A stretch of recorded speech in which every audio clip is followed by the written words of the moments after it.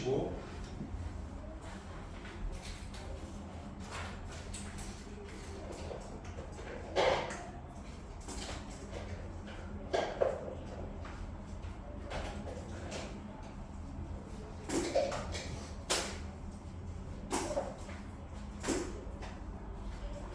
이번 단원의 제목이 전류중압 저항이거든요.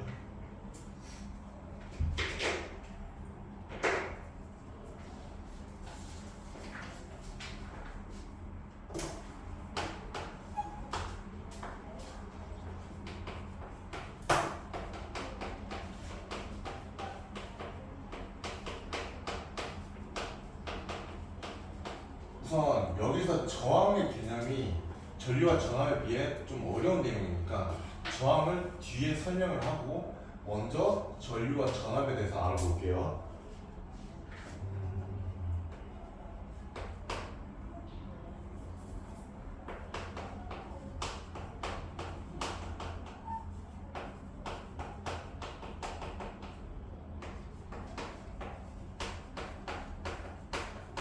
전류를 영어로 인텐시티라고 하거든요.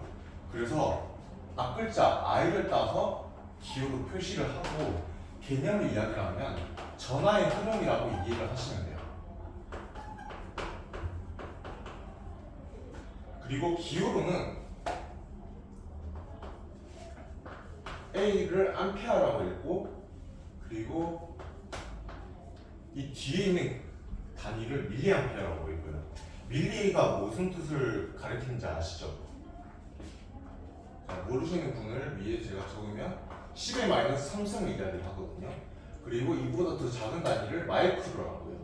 마이크로는 10의 마이너스 6승, 그리고 더 작은 나노는 10의 마이너스 9승을 이야기를 합니다. 이거는 여담으로 알아두시면 좋을 것 같습니다.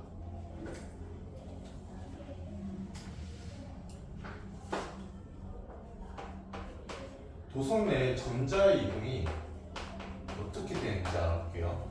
먼저 전류가 흐를 때와 흐르지 않을 때. 도성 내에 전류가 흐르지 않을 때는 도선 안에서 전자들이 불규칙하게 움직여요.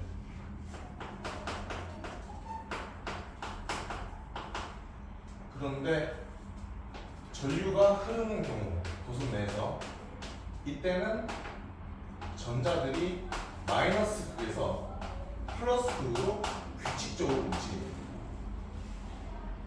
그리고 전류의 방향과 전자의 이동 방향을 비교하는 문제가 나올 수가 있는데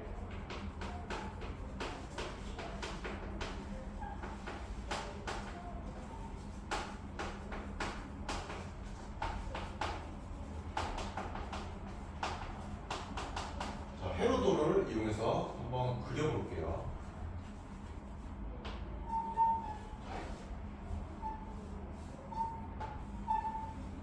이게 전지 기호고 이게 전구라는 전기 기구의 기호거든요. 회로도를 이용해서 나타내면 그리고 긴 쪽이 전지 플러스 극이고 짧은 쪽이 마이너스 극이에요. 짧고 뚱뚱하니까. 자, 여기서 전류의 방향은 플러스에서 마이너스 쪽으로 전류라고 적어줄게요. 그리고 전자의 이동 방향은 마이너스에서 플러스, 여기서 언급을 했죠. 자, 이 둘의 방향은 서로 반대입니다. 자, 왜 반대냐? 전자를 예전에는 발견을 못했잖아요. 그래서 수백 년 전에 전류의 이동 방향을 정의를 할 때는 플러스에서 마이너스로 간다라고 정의를 했었어요. 그렇게 해서 수백 년 동안 이것을 바탕으로 해서 어떤 문헌이나 책이나 아니면 논문들이 쌓여왔겠죠. 수백 년 동안. 그런데 전자의 발견이 이루어지면서 전자가 마이너스에서 플러스로 이동한다는 사실을 알게 됐어요.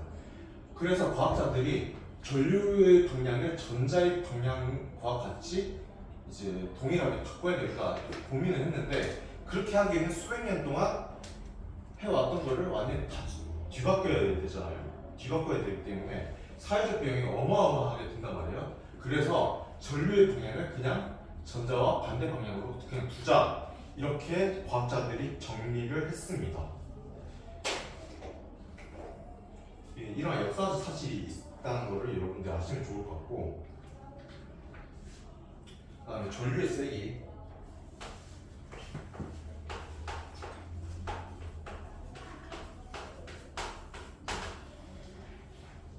전류의 세기는 초당 도선의 한 단면을 통과하는 전하량이에요.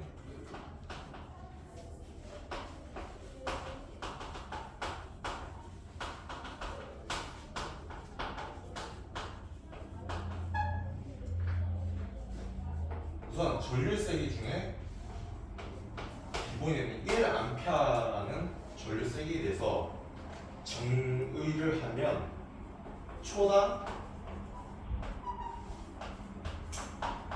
도선의 단면을 6.25 곱하기 10의 18승계의 전자가 통과할 때,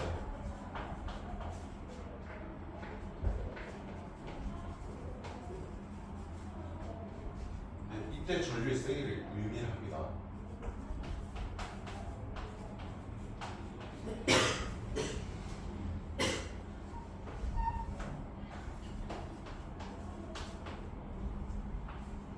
전자 6.25 곱하기 10의 18승계의 전하량,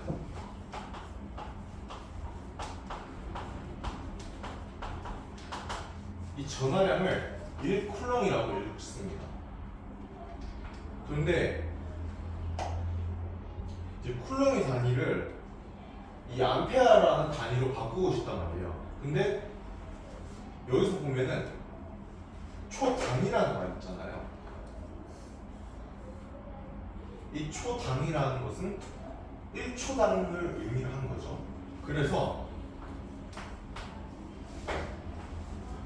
분자에다가 1쿨롱을 두고 분모를 1세컨드, 1초로 나눠주면 1암페어가 되는 거죠.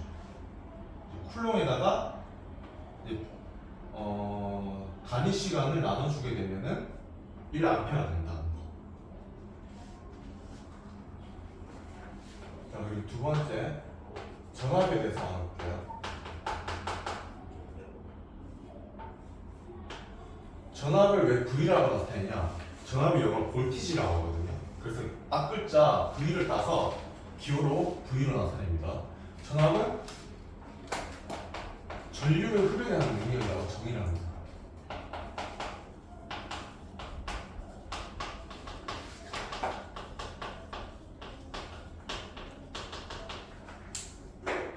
그리고 단위는 볼트, V, 그리고 혹은 밀리볼트, 이렇게 표시를 합니다.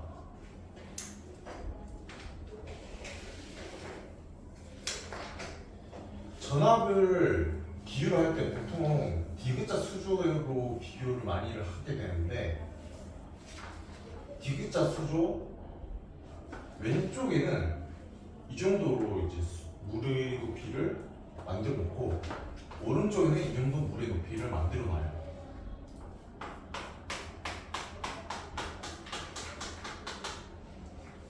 자, 이 높이 차를 수위차라고 하는데, 아니 물의 높이 차 이렇게 얘기를 하고, 이 수위차를 전압에 비유를 합니다. 자, 이렇게 두면은 물의 흐름이 왼쪽에서 오른쪽으로 흐를까요? 아니면 오른쪽에서 왼쪽으로 흐르게 될까요? 왼쪽에서 왼쪽에서 오른쪽으로 흐르게 되겠죠. 왜냐하면 물의 높이가 이쪽에서 높기 때문에 물의 흐름이 이렇게 된다는 거죠. 자, 여기서 물의 흐름은 어떤 것에 비유가 되냐? 전류. 맞아요.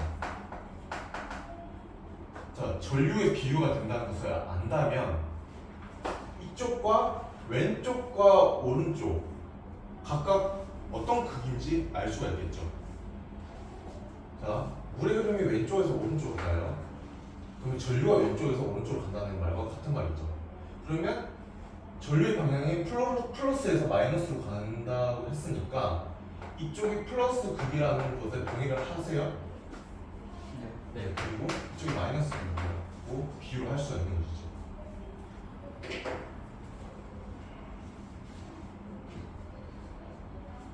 자, 그리고 한 가지 더.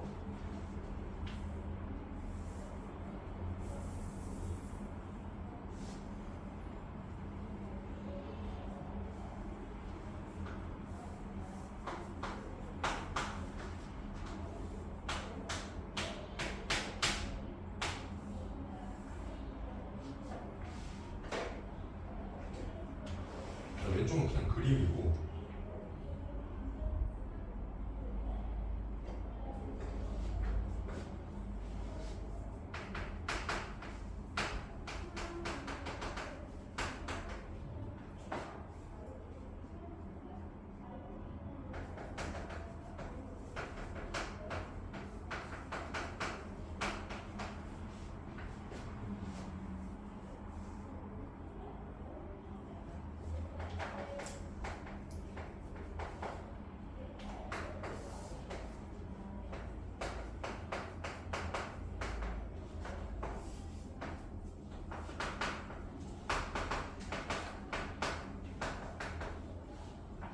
자, 이렇게 6가지 요소가 있죠. 그 다음에 이 6가지 요소를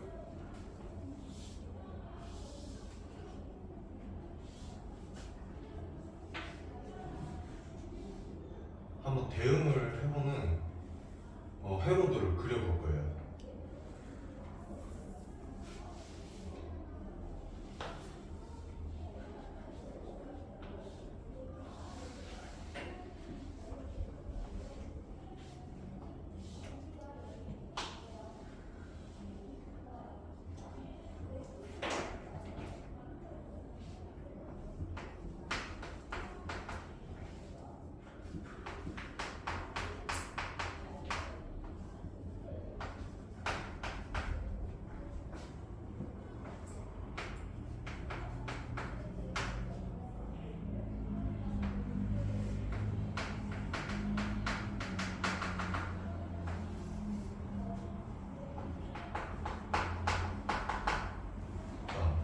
왼쪽과 오른쪽 모두 6가지 요소를 제가 적어놨어요.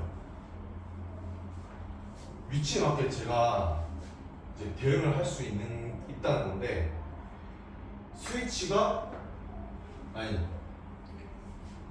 스위치를 밸브에다가 비유를 할 수 있고, 도선을 수도관에 비유를 할 수 있고, 전구를 물레 방아, 전류를 물의 흐름, 전압을 스위치하, 그리고 전지를 펌프에다가 비유를 할 수 있다는 거예요. 이런 이제 비유에 대한 시험 문제가 나올 수 있다는 거죠. 예를 들어 전구가 물레방아에 비유되는 것은 맞지만 전구가 밸브에 비유가 된다고 한다면 틀린 선지가 되겠죠.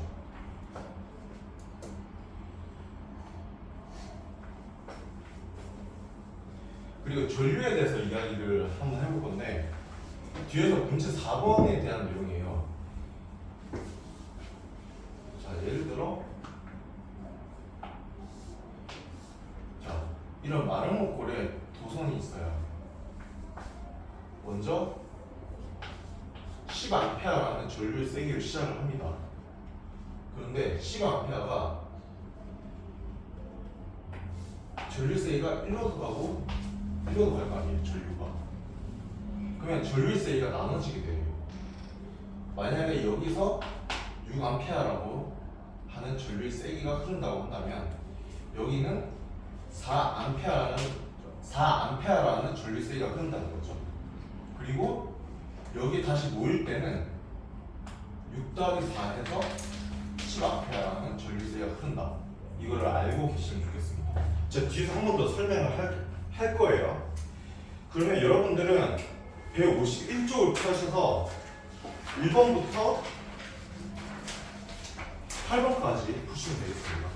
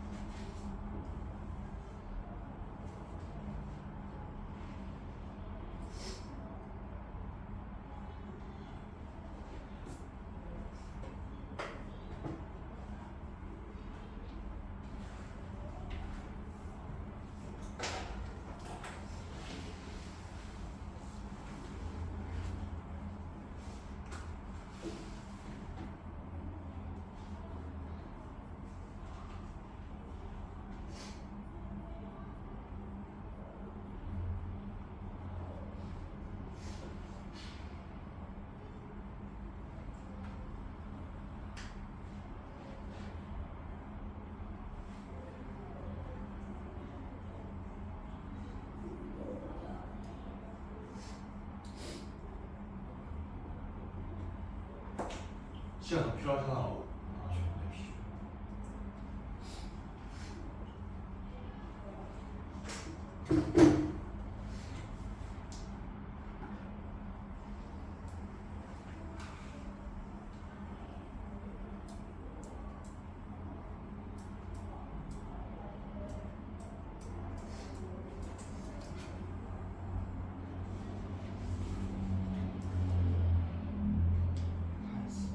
네. 1번부터 정답 부르겠습니다.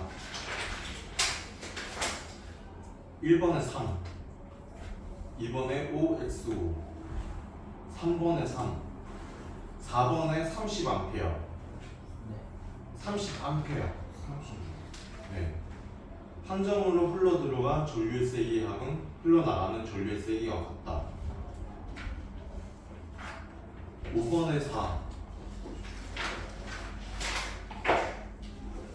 6번에 2, 7번에 5, 8번에 3. 질문 있으신가요?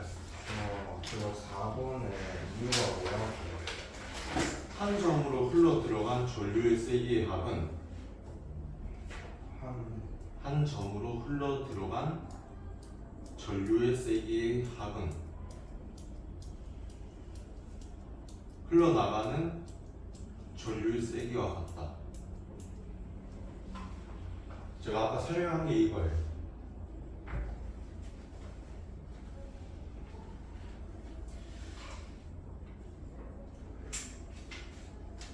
자, 4번 보면은 10A랑 35A가 T점으로 향하죠. 이 둘을 더하면 45A죠. 그리고 기읍 방향과 그리고 아래 방향으로 다시 나뉘어서 전류가 흐르죠. 아래 방향은 15A의 전류 세기가 흐른다면 기읍 방향에 흐르는 전류 세기는 45-15가 되어야겠죠. 그래서 30A가 되는 겁니다. 다른 질문이 있을까요? 없으신가요? 자, 그러면 전기 기호에 대해서 설명을 하도록 하겠습니다. 근데 8번에 혹시 8번의 가의 경우에는 직렬 연결을 비유를 한 거고 나는 병렬 연결을 비유를 한 거죠. 여기까지 이해가 가시죠? 네. 자, 그러면 기역은 맞다고 할 수 있고, 그리고 물줄기의 세기 같은 경우는 이제 전류 세기의 비율을 할 수가 있기 때문에 가의 물줄기가 나보다 세다. 이것도 맞는 말이죠. 네. 그리고 물통을 비우는데 걸리는 시간은 가에서가 나에서보다 길다. 자, 직렬 연결과 병렬 연결을 생각을 해 본다면 병렬 연결을 하면 할수록 직렬 연결부터 이야기를 해볼게요. 직렬 연결 같은 경우에는 계속해서 전지를 연결을 하잖아요. 직렬로. 네. 그러면 전압의 세기는 커질지언정 사용 시간은 같단 말이에요. 네. 이용 시간은 같은데 병렬 연결 같은 경우에는 계속 연결을 할수록 전압의 크기는 같지만 이용 시간이 더 늘어나는 거죠. 그렇기 때문에 여기서 비유를 한 게 물통을 비우는데 걸리는 시간이 실제 우리가 이용하는 전지 사용 시간에 비유가 되는 것이죠.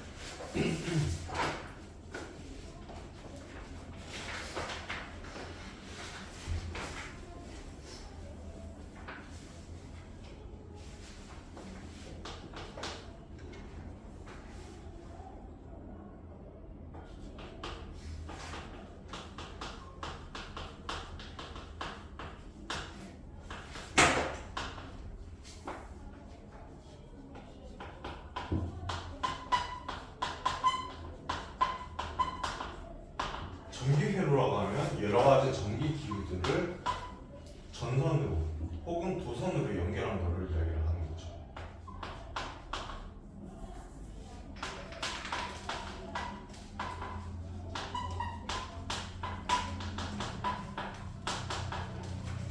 그리고 회로도의 경우에는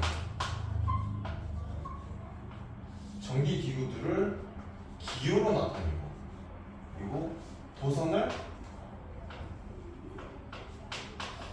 선으로 나타내서 표현을 한 거를 회로도라고 이야기를 합니다.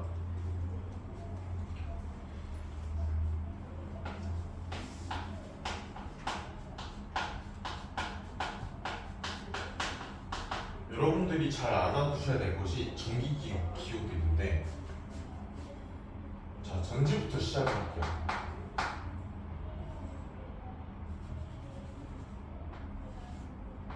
이게 전지거든요. 길고 가느다란 쪽이 플러스고 짧고 뚱뚱한 애가 마이너스예요. 자, 이것을 외우는 팁을 알려드리면, 플러스를 쪼개면은 쪼개서 이제 같은 방향으로 나열을 하면 이런 식으로 되잖아요. 그럼 마이너스보다 길죠. 그러면 이것과 좀 길기 때문에 이제 긴 쪽 플러스 극이다. 그리고 마이너스는 이제 그대로 마이너스. 이런 식으로 좀 이제 외우는 팁이 있습니다. 그리고 저항의 경우는 3번 왔다 갔다 하는 이런 기호고, 그리고 정부,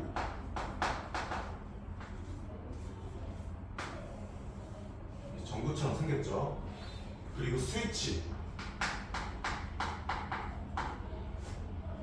스위치는 두 가지 경우가 있어요. 이거는 열린 스위치라고 해가지고, 이렇게 되면은 이제 연결이 되지 않았기 때문에 전류가 흐르지 않겠죠. 그리고 닫힌 스위치의 경우에는 전류가 흐르게 됩니다. 그리고 전류계와 전압계, 이건 좀 생소할 텐데 여러분들한테, 전류계는 전류의 세기를 측정하는 기구라고 생각하시면 돼요. 전류의 단위는 암페어이기 때문에 암페어의 단위에다가 밑줄을 긋고 동그라미를 한 애가 전류계예요. 그리고 전압의 단위는 볼트, 그리고 여기다 밑줄을 긋고 동그라미를 친 애가 전압계의 이제 전기 기구다. 이렇게 여러분들이 아시면 될 것 같아요. 그리고 전류계와 전압계를 연결하는 방법이 있는데, 그래서 뒤에서 한번 제가 이제 언급을 하겠지만, 일단 문제에 나와서 제가 얘기를 해드린 거예요. 우선 전지를 이렇게 그리고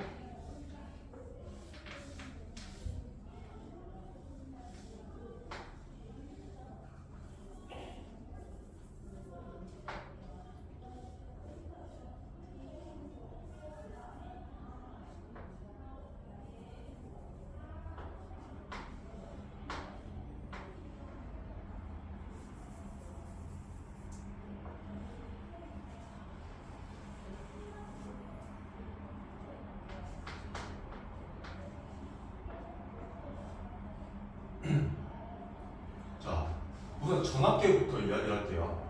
이건 전압계죠.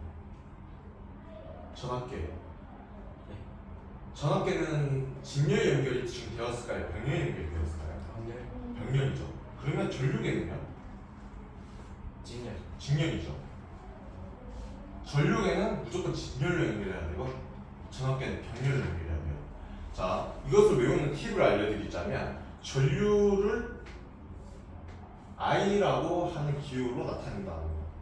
근데 이게 좀 약간 직선 같잖아요. 직선 같은 느낌이 좀 있죠. 그렇기 때문에 이런 직선 같은 느낌이 있기 때문에 직렬 연결을 한다.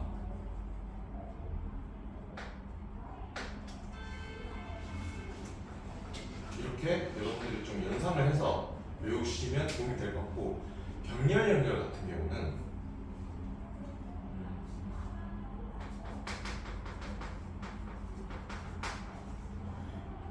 V가 비읍의 발음이 있잖아요. 영어 좀 하시죠, 다들? 비읍의 발음이 있기 때문에 이제 V가 이제 병렬 연결을 하는 이제 그런, 그러니까 전압계의 단위가 이제 V라고 하는 게 이제 볼트, 그러니까 볼트의 이제 비읍이 병렬의 비읍과 이제 연결시켜서 외우시면 좀 도움이 될 것 같아요. 자, 그래서 여러분들은 153쪽에 9번부터 11번까지 한번 풀어보세요.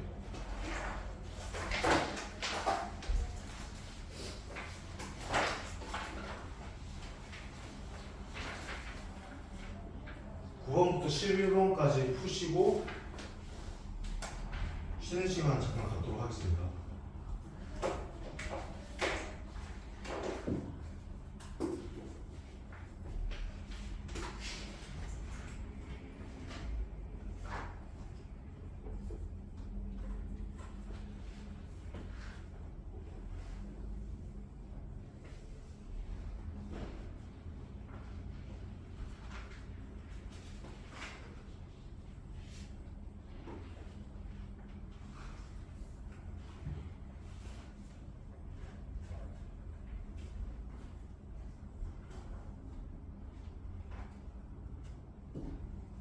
일본까지죠 네.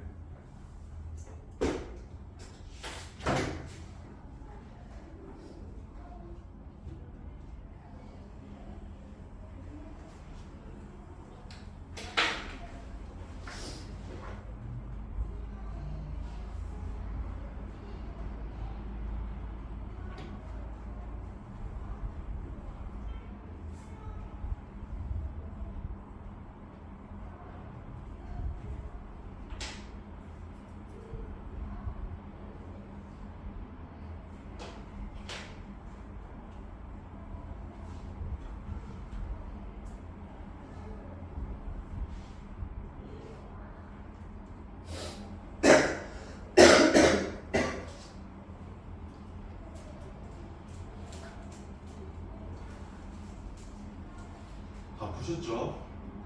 이제 9번부터 다 불러드리겠습니다. 9번에 4, 10번에 가는 전지, 나는 스위치, 다는 저항, 11번에 기역은 전압계, 니은은 전류계. 자, 질문 있으신가요? 자, 없으시면 쉬는 시간 지나서 11번 몇 번이죠? 11번에 기역은 전압계, 니은은 전류계. 12번 12번? 12번은 안 푸셔도 돼요. 아 아직 여러분들한테 이제 덜 알려준 내용이 있긴 해가지고 12번은 나중에 풀 겁니다.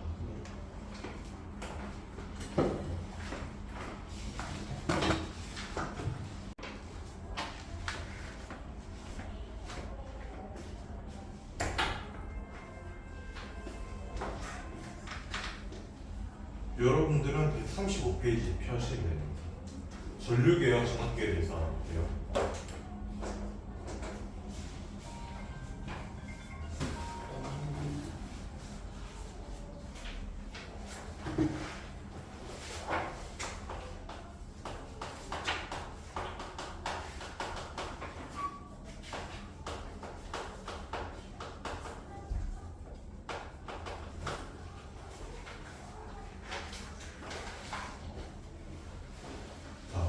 전류계 연결부터 먼저 이야기를 해봅시다. 전류계는 직렬을 연결한다고 했어요? 병렬을 연결한다고 했어요? 진열 직렬을 연결한다고 했죠.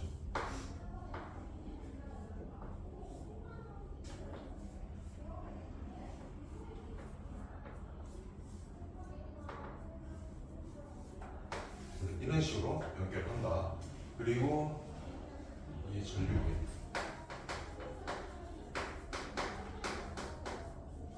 그리고 전압계의 경우에는 직렬을 연결한다고 했어요? 병렬을 연결한다고 했어요? 연열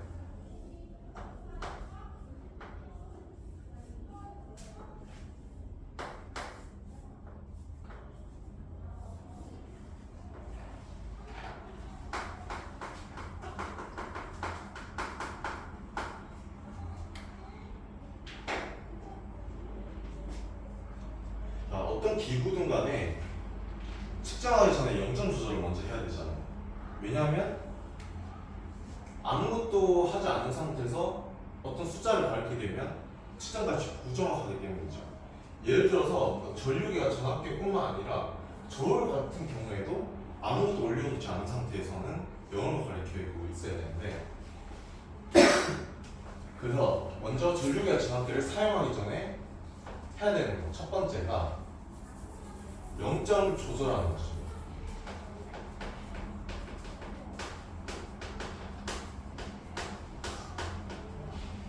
두 번째 회로에 연결합니다. 0점 조절이 다 되었을 때는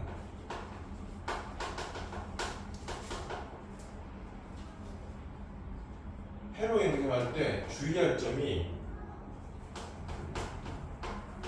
한 번 더 이야기를 하겠지만 전류계는 회로에 진열로 연결하고 그리고 전압계는 회로에 병렬로 연결.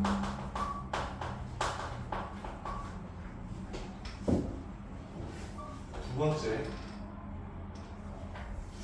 여러분 책을 한번 보세요. 135쪽에 전류계와 전압계 그림이 있을 거예요.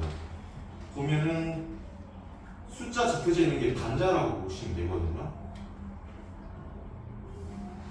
그리고 이제 집계를 플러스극과 마이너스극 이렇게 보시면 되고요. 자, 여기서 플러스 단자는 무조건 플러스극과 연결을 해야 됩니다.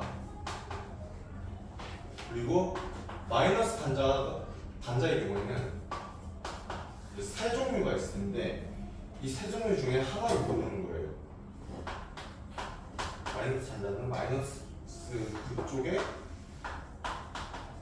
연결을 한다. 그리고 세 번째, 측정값이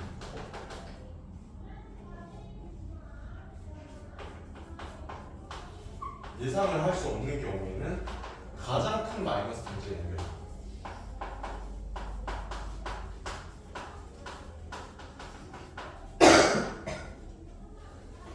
자,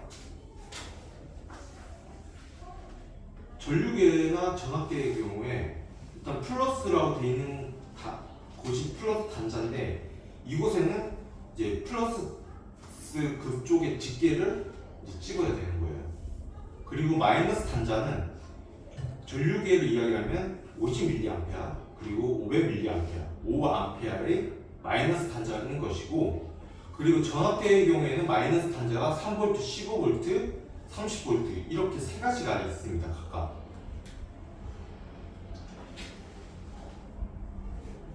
그리고 3번으로 설명을 하자면 이제 측정값을 예상을 하지 못할 때 이때는 가장 큰 마이너스 단자 연결을 해야 된다고 했는데 만약에 일단 전류계를 예를 들어서 설명을 할게요. 예상할 수 없는 값인데 실제 값이 만약에 4A예요. 근데 가장 큰 마이너스 단자에 연결을 하지 않고 500mA 이쪽에 있는 마이너스 단자에 연결을 한다면 어떻게 되겠어요? 측정값 범위를 벗어나게 되겠죠. 그래서 이제 5A 단자에 마이너스 그게 연결을 시켜서 측정을 하면은 4A를 측정을 할 수 있겠죠. 자, 여기서 마이너스 단자는 예를 들어 5A 쪽에 마이너스 단자를 연결시킨다면 지금 현재 가리키고 있는 쪽이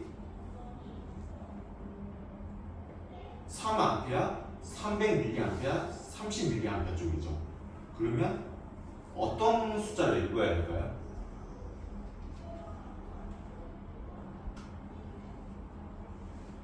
같은 상상에 있는 숫자를 읽어야 되겠죠. 네, 3A. 만약에 500mA 쪽에 마이너스 단자를 꼽았을 경우에는 어떤 숫자를 읽어야 될까요? 300. 그리고 50mA는 30. 전압계도 마찬가지예요. 30V에 꼽았으면 지금 현재 가리키고 있는 눈금이 20이죠. 20V라고 있고, 만약에 15V 마이너스 단자에 마이너스 극을 꼽았을 경우에는 10V라고 읽고, 그리고 3V 마이너스 단자에 꼽았을 경우에는 2V라고 읽어야 되는 것이죠. 여기까지 이해 가시나요? 네. 이렇게 해서 문구 읽기는 끝났고, 이제 잘못 연결을 하는 경우를 한번 알아볼게요.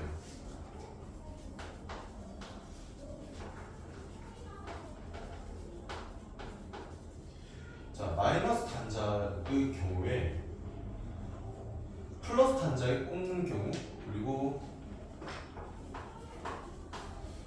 단자와 극이 반대의 경우, 플러스 극을 마이너스 단자 쪽에 꽂고 마이너스 극을 플러스 단자에 꽂는 경우에는 측정을 할 수가 없어요. 이런 경우가 있고, 그리고 너무 작은 마이너스 단자에 연결하는 경우에는 측정값을 초과한다. 이것을 이제 여러분들이 아시면 될 것 같아요.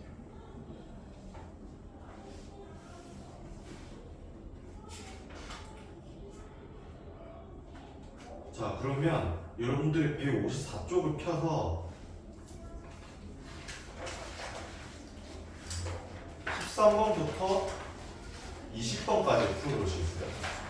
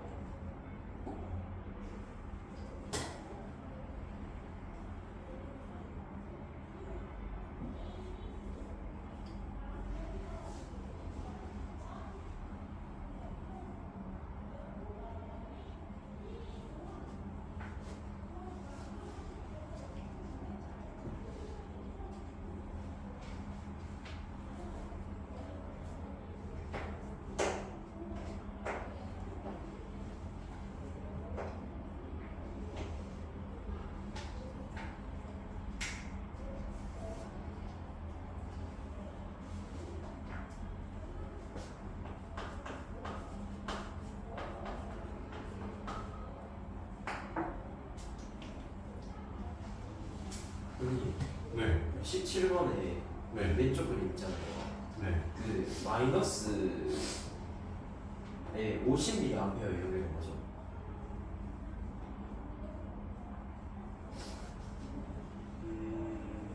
네, 맞습니다.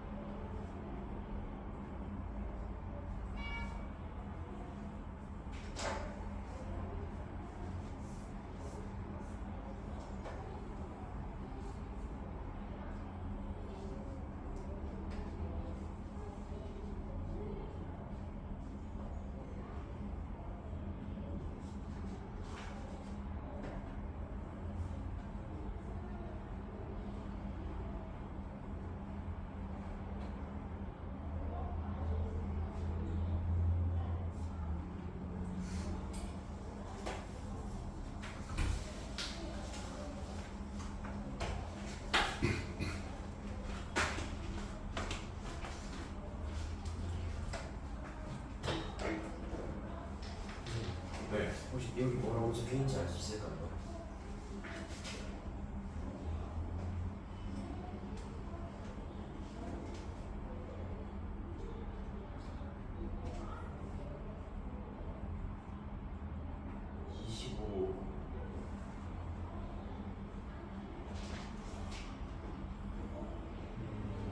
다음 문제 한번 읽어볼게요.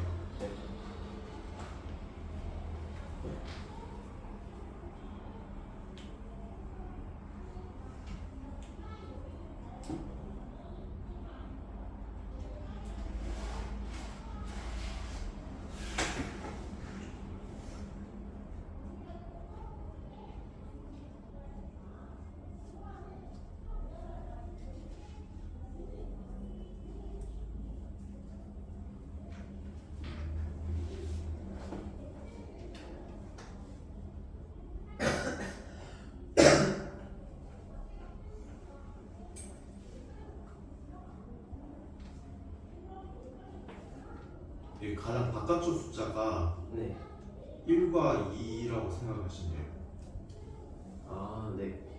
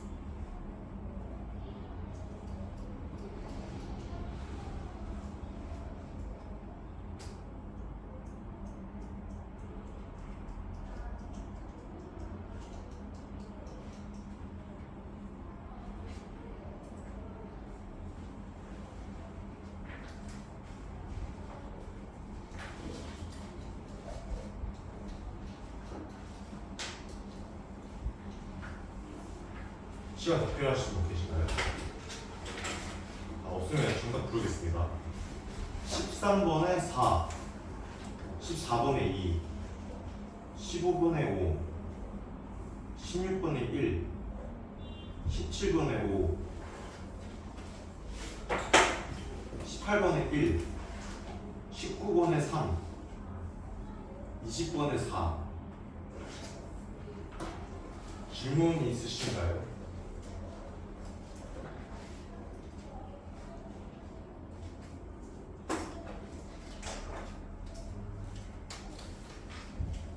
자, 우선 다음으로 저항에 대해서 알아볼게요. 자, 저항은 다른 말로 전기저항이라고 합니다. 전기저항은 영어로 레지스턴스라고 해서 R이라고 표시합니다. 정의는 전류를 방해하는 정도.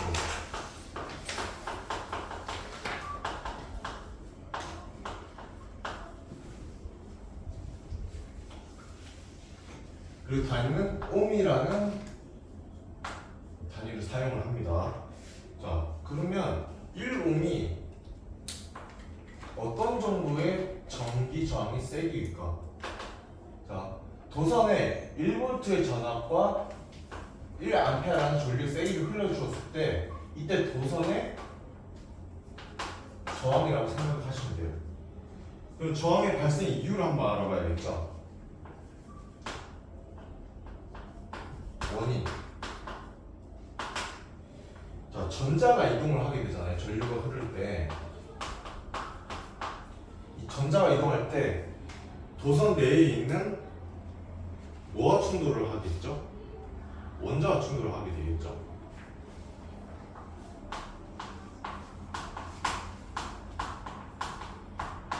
이 원자와의 충돌이 저항에 비례하는 거죠. 원자의 충돌을 많이 할수록 저항이 커진다 이렇게 이해를 하시면 되겠습니다. 자, 저항의 변화 요인. 변화 요인에 대한 문제가 잘 나오는데 일단 첫 번째가 물질의 종류입니다.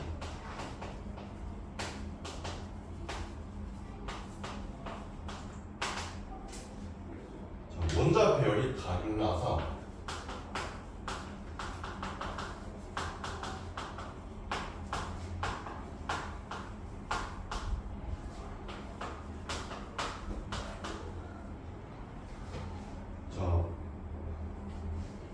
원자의 종류가 다르면 원자의 배열이 다르게 되고 원자와 전자의 충돌이 다르게 되겠죠. 이 충돌 정도가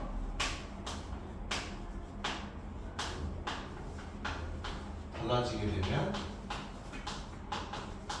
저항이 달라집니다.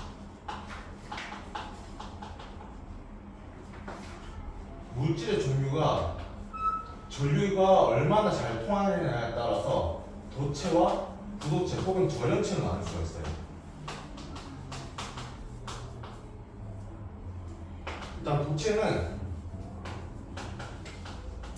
저항이 작기 때문에 전류세가 큽니다. 그리고 절연체의 경우에는 반대로 저항의 크기가 크기 때문에 전류가 잘 흐르지가 않죠. 자, 이에 대해 예시를 들면 도체 금속 종류가 있죠. 금속 하면은 AU가 뭐예요? 금이죠. 그러면 AG는요? 은. 그리고 CU는요? 불이죠. 이런 것들이 도체에 해당이 되는 거죠. 자, 그리고 절연체의 경우에는 유리, 플라스틱, 그리고 종이 이런 것들이 있죠.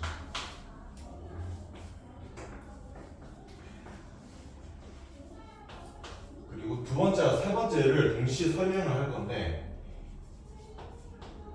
도선의 길이와 굵기.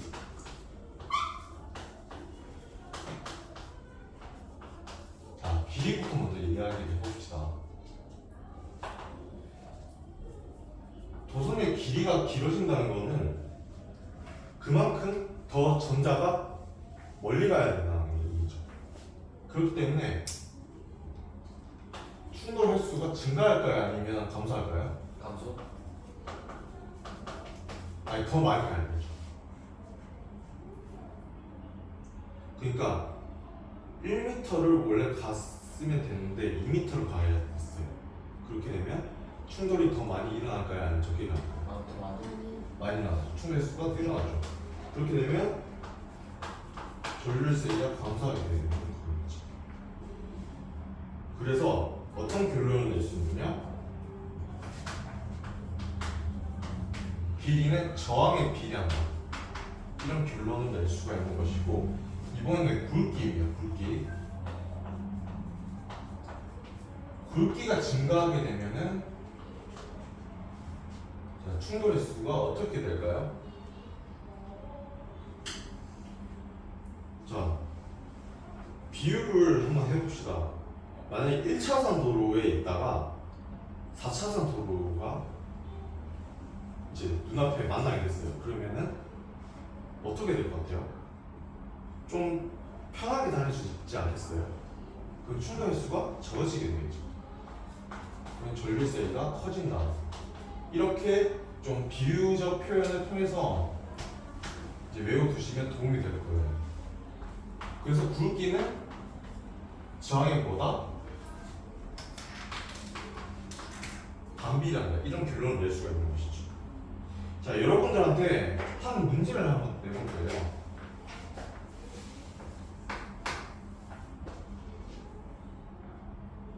제가 두 개의 도선을 그릴 건데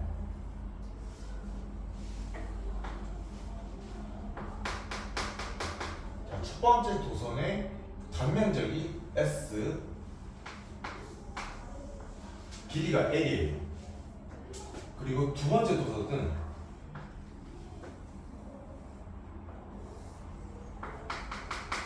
단면적이 2분의 S고 길이가 2L이에요. 이 두 도선의 공통점은 무엇일까요? 공통점. 원통형의 부피를 어떻게 구하죠? 하얀 제곱 곱하기 H. 네.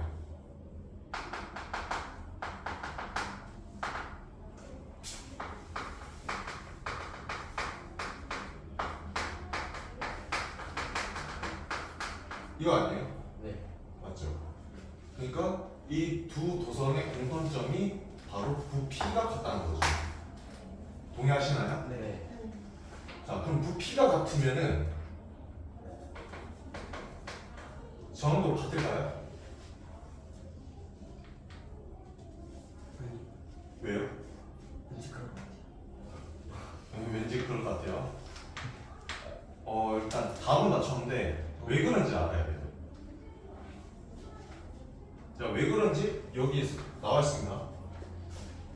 아. 길이가 달라서? 굵기가 나. 네, 길이와 굵기 둘 다 다르죠. 이걸 통해서 한번 설명을 해보시겠어요?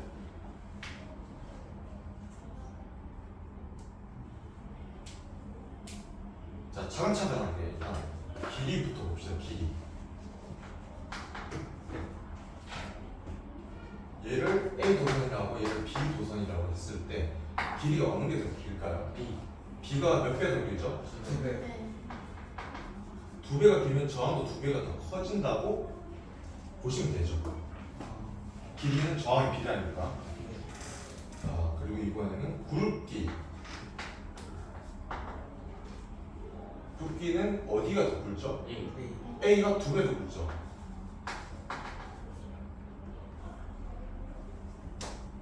그러면 이해를 하시겠어요? 요걸 이용해서? 네.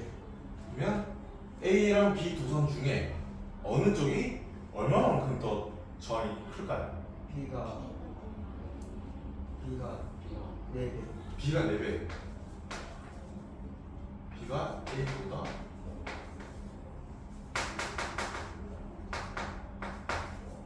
4배 더 저항이 크다. 이거 이해 가시겠어요? 네. 2 곱하기 2로 하는 거죠.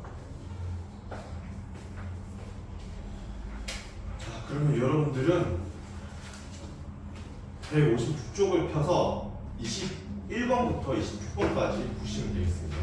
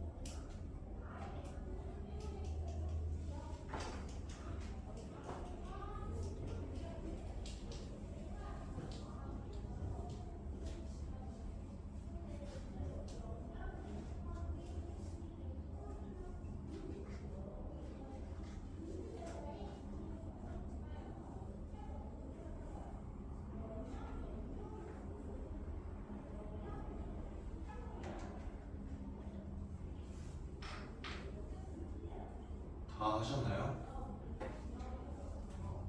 정답. 네. 네.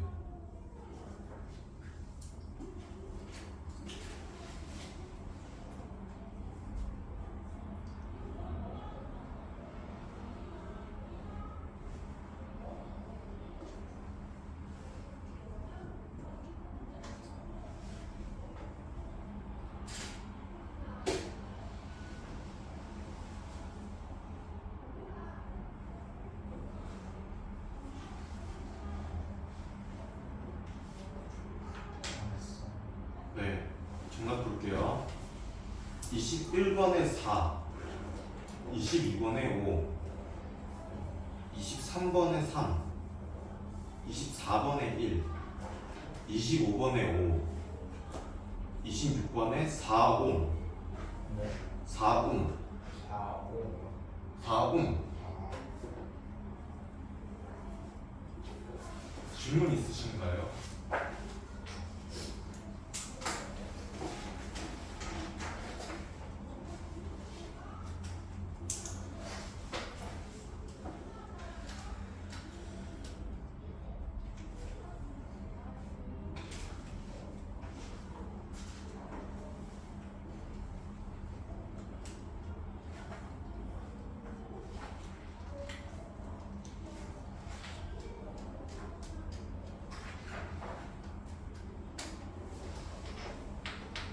자,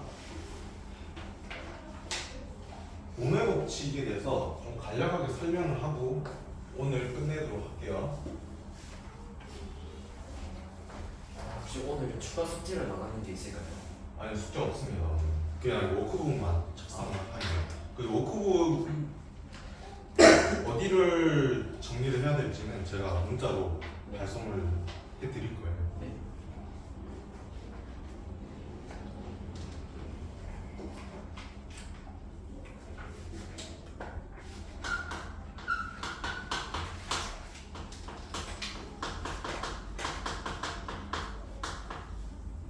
자, 오메 법칙이라고 하면은 전류의 세기가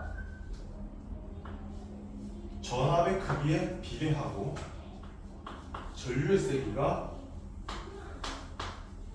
저항에 반비례한다. 따라서 어떤 식을 세울 수 있냐? I는 R분의 V라는 식을 세울 수 있다. 이게 핵심입니다. 자, 그러면 I는 R분의 V라는 식이 I에 대한 식이잖아요. 전류의 세기에 대한 식. 그러면 전압의 크기에 대한 식도 세울 수가 있겠죠. 혹은 저항에 대한 식도 세울 수가 있겠죠. 한번 세워볼까요? V는 아니야. 네, V는 IR. 이게 바로 전압의 크기에 대한 식이죠. 그러면 R은 어떻게 계산할까요? I분의 V. 네, R분의 V 이렇게 파생시켜서 이제 식을 정리를 할 수 있고, 그리고 그래프가 만약에 일단 저항값이 일정할 때, 저항값이 변하지 않을 때, 가로축이 전류의 세기고 세로축이 전압의 크기일 때, 이때 그래프는 어떻게 그려져야 될까요? 자, I와 V가 무슨 관계죠? 이게 비례하는 관계의 그래프는 어떻게 그리죠? 일직선. 네, 우상향하는 직선 그래프로 나타낼 수가 있죠. 그리고 이번에는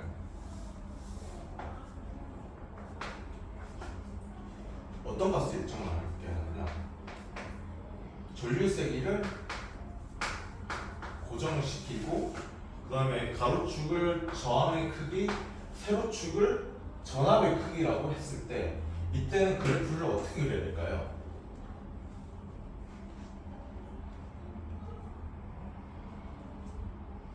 반비례 아니까 이렇게. 이렇게요? 이렇게? 반비례가 이거잖아요. 아닌 것 같아요. 네, 아닌 것 같죠?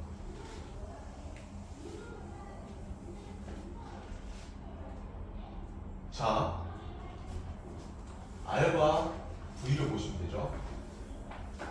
자, R과 V를 어디로 볼까요? 이걸 한번 볼까요? R과 V를 보고 일단 I가 일정하다는 거는 I가 일정한 상수라고 생각을 하시면 돼요. 얘는 그냥 뭐 어떤 그냥 숫자라고 생각을 하시면 되고 그러면 V와 R은 무슨 관계죠? 아 저기 네, B라는 관계죠. V가 커지면 R도 커지고 R이 커지면 V도 커지는 거기 때문에 우선은 직선 그래프로 볼 수가 있는 것이죠. 그리고 이번에 전압의 크기를 고정시킵니다. 가로축을 저항의 크기, 세로축을 I라고 했을 때, 전류 세기라고 했을 때 이때 그래프를 어떻게 나타내야 될까요? 이게 바로 이게 반비례죠. 반비례가 이렇게 쌍곡선의 형태로 그릴 수가 있는 것이죠.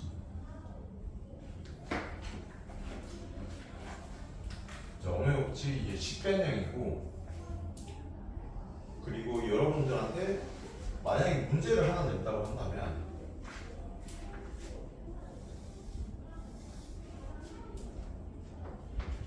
가로축이 전류세, 세로축이 전압의 크기라고 두었을 때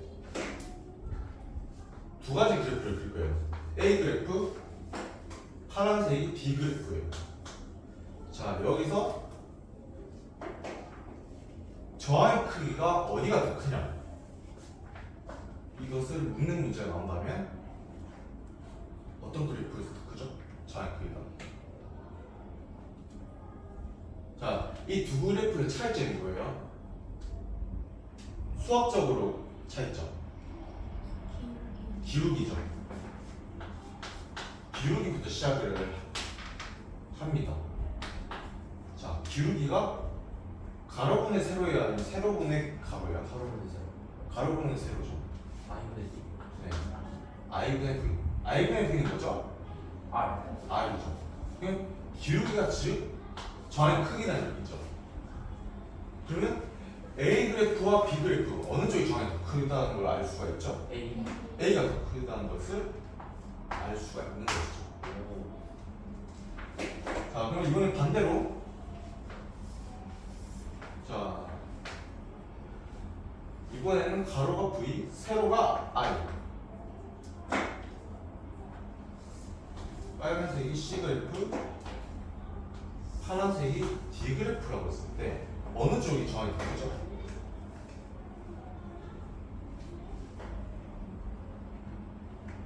자, 이때도 기울기로 접근을 하는 게 맞아요. 기울기는 V분의 R이죠. V분의 R은 R분의 1이죠. 그렇기 때문에 D가 D가 더 저항값이 크다는 걸 알 수가 있죠. 이해가시나요? 네